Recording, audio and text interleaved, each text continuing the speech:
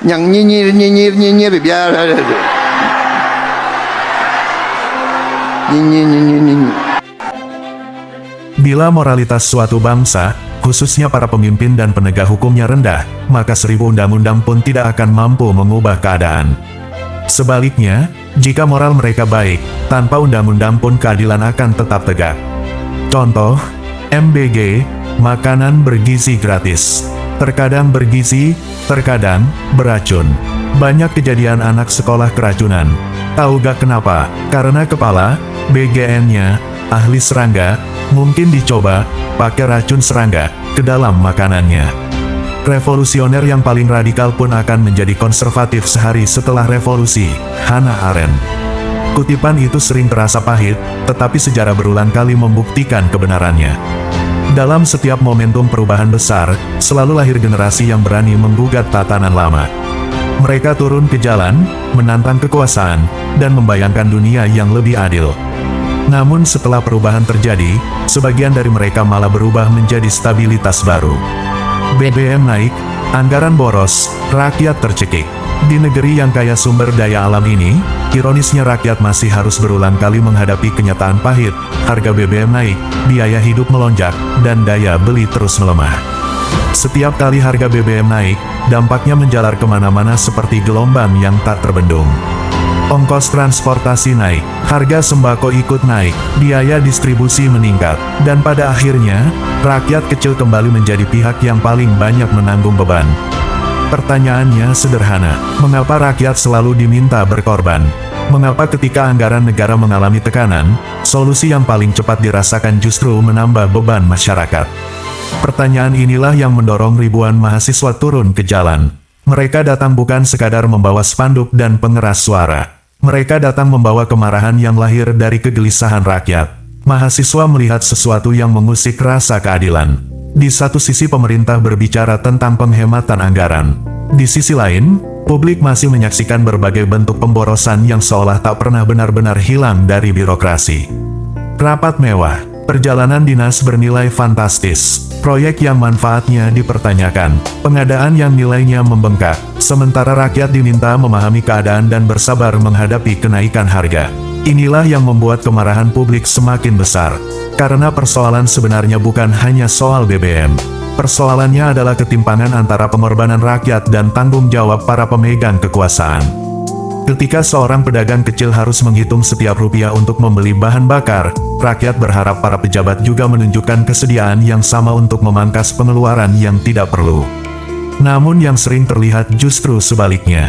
Rakyat diminta berhemat, negara terlihat belum sepenuhnya memberi teladan dalam penghematan. Lebih jauh lagi, kemarahan masyarakat bertambah ketika berbagai dugaan penyimpangan anggaran dan kasus korupsi terus muncul ke permukaan. Salah satu yang menjadi sorotan publik adalah berbagai kontroversi terkait pelaksanaan program makan bergizi gratis atau MBG. Perlu ditegaskan bahwa setiap dugaan pelanggaran hukum harus dibuktikan melalui proses hukum yang adil. Tidak boleh ada penghakiman tanpa putusan pengadilan. Namun kritik publik muncul karena satu alasan yang sangat mendasar. Program yang menggunakan uang rakyat harus dikelola secara transparan dan dapat dipertanggungjawabkan. Karena uang negara bukan milik pejabat. Uang negara adalah hasil kerja petani yang berkeringat di sawah. Hasil kerja buruh yang berdiri berjam-jam di pabrik. Hasil kerja pedagang kecil yang berjuang mencari nafkah setiap hari. Setiap rupiah yang hilang akibat korupsi pada hakikat adalah hak rakyat yang dirampas. Korupsi bukan sekadar angka dalam laporan keuangan.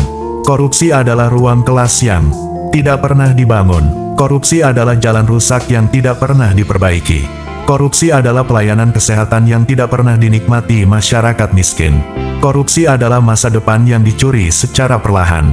Itulah sebabnya mahasiswa memandang persoalan ini bukan hanya sebagai masalah hukum, tetapi juga masalah moral. Sebab bagaimana mungkin rakyat diminta menerima kenaikan BBM jika pada saat yang sama masih ada dugaan penyalahgunaan uang negara? Bagaimana mungkin rakyat diminta memahami kondisi keuangan negara jika mereka melihat anggaran publik tidak selalu digunakan secara efektif dan efisien? Kepercayaan adalah fondasi sebuah pemerintahan. Dan kepercayaan tidak lahir dari pidato. Kepercayaan lahir dari keteladanan. Ketika pejabat hidup sederhana, rakyat akan menghormati. Ketika pemerintah transparan, rakyat akan percaya. Ketika koruptor dihukum tanpa pandang bulu, rakyat akan mendukung. Tetapi ketika yang terlihat adalah pemborosan, kontroversi, dan lemahnya akuntabilitas, maka kepercayaan perlahan berubah menjadi kekecewaan. Mahasiswa memahami bahwa mengelola negara bukan pekerjaan mudah. Namun mereka juga memahami bahwa kritik adalah bagian dari demokrasi.